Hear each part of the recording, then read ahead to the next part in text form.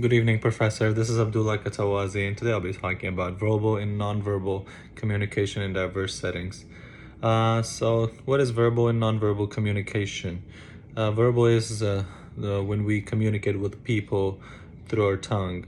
When we start talking to people, when we start to say something, or give an opinion, or just listen to people and at the same time mention our opinion, that whole thing is considered to be verbal. And then now coming to nonverbal, where we use nonverbal, or what is it? So nonverbal is something that we do without hand type of movements, and at the same time body language, or focusing more with our eyes, and at the same time paying attention. So all that is nonverbal, and at the same time we can make some sort of adjustments through our words, but at the same time we have to use our hands or some sort of body language where they can receive what we're trying to tell. And the question number first is explain the difference between those two. So I just did the explanation of it. The verbal is the talking way of communication, and the nonverbal is body language, and at the same time using our hands or our body language to communicate with others.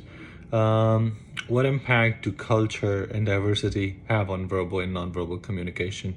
So it's very, very important to know that multiple cultures have different type of communication. Like they probably will use more hands than they speak.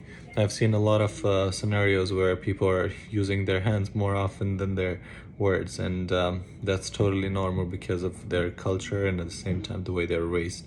And at the same time, what type of impact did that have? If someone is very open-minded, it definitely can impact them openly, and they are not exposed to it. As in US, people tend to not use their hands as much compared to their words. That probably they'll communicate through their words and express their opinion by almost all the time, like probably 90% of the time, just using their words, and that would work. And how can an individual perception affect how they deliver and receive communication?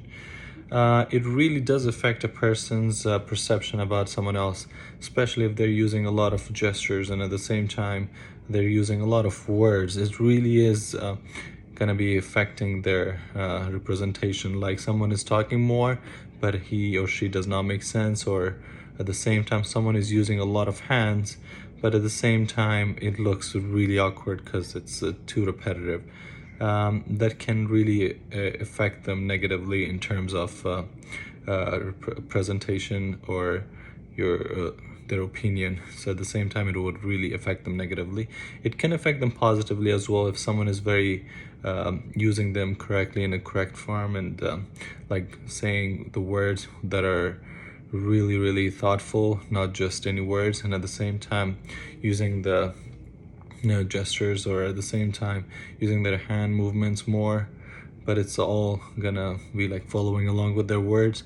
It really can affect them very positively as well, and it can really make someone else think that okay, they know a lot and then the normal person would know.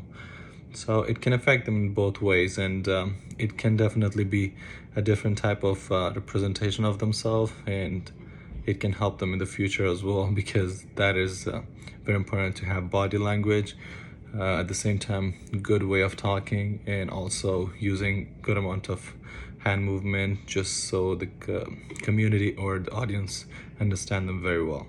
Thank you so much, Professor. Have a wonderful day.